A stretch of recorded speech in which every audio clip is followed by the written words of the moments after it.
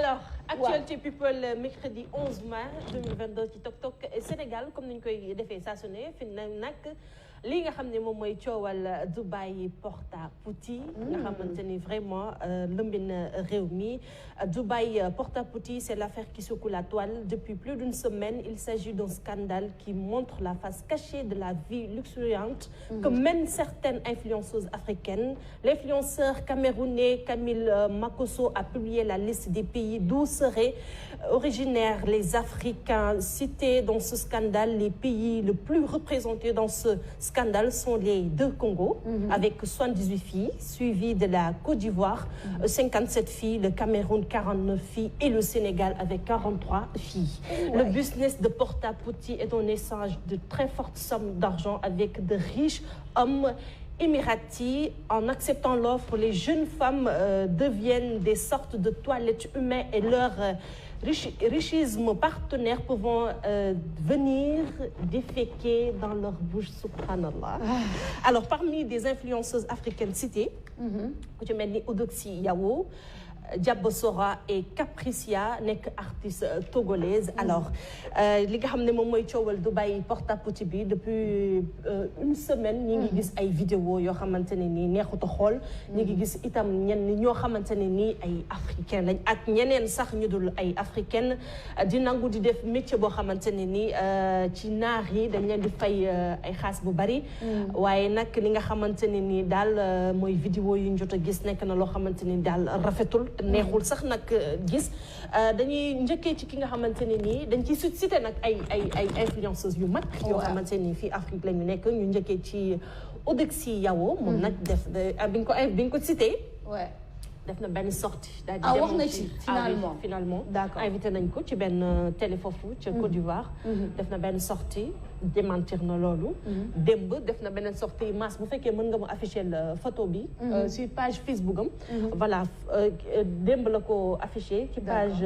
Facebook am mu ngi xamal mi ngi weddi daal li nga xamante ne nii moom lañ koy waxal boo gisee nee na seul le travail paye et je vis bien de ma célébrité et de mon métier artistique je suis pas chanceux je suis béni c'est mon art wane gis nga liyaasu bi yi nga xamante ne nii teg na ko donc démb la ko dugal ay 16h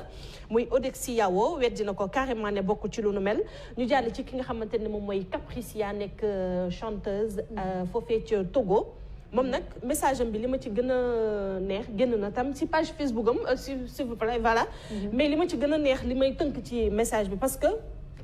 bu ñu boolee loo xam ne bokkul c'est ça certes il y a certaines yu koy def parce qu'on a vu des vidéos quand même mais am na ci ñoo xamante ne ni defuñu ko am nañ droit dem Dubaï soit da ngay dem pour commerce soit da nga dem parce que léegi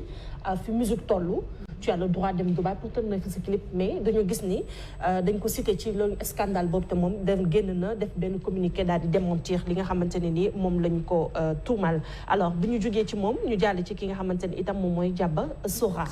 Diaba Sora itam moom it génn na def na benn sortie ci page Snapchat moom it mi ngi weddi li nga xamante ne ni ci scandale boobu ñu ko daal di cité muy Dubaï porte-à-pouty Dubaï porte-à-pouty loolu la ñuy dégg depuis plus d'une semaine Baba ça moom histoire boobu bon il faudrait qu'on en parle waxoon nañ ci tuuti lundi mais là c'est bien que là c'est Borso qui est là en plus Baba est là dinañu jox avis dans quelques instants mais man déjà ce que je veux dire Billy c'est que man j'aime bien message de fin bi nga joxe c'est-à-dire que tout Dubaï moo yàqu fi mu ne nii fi mu ne nii Billy Borso ba su jógee ne damay dem Dubaï parce que lii dama fa am business ou n'importe quoi nit ñi di ko xalaat di ko naan da ngay dem Dubaï et tout alors que c'est pas forcément ça c'est pas forcément ça parce que il y a certaines influenceuses ici ou des animatrices yoo xamante ne nii des tiktokeuses yu nekk fi nga xam ne am na ku ci nekk Dubaï koo xam ne dafa mujj désactiver commentaire am sur TikTok parce que commentaire yi dafa commencé jéggi dayoo c'est ça am na loo xam ne tam day indi tooñ parce que man ci sama xalaat ku ci nekk ak sa xalaat wax dëgg yàlla man Billy Borso vidéo yi ma gis gëmuma ni jigéenu sénégalaise elle est capable de faire ça gëmoo ko wala bëggoo ko gëm non du question de bëgguma ko gëm de gëmuma ni man li ma gis j'ai vu des vidéos yoo xamante ni je regrette ci gis bi ma ko xool mais sincèrement la femme sénégalaise elle est pudique quand même. Non sincèrement suñu ay valeurs suñu ay principes. Refuser naa gëm ni. Une femme sénégalaise elle est capable d'être une chienne pour xaalis. mënuma ko gëm.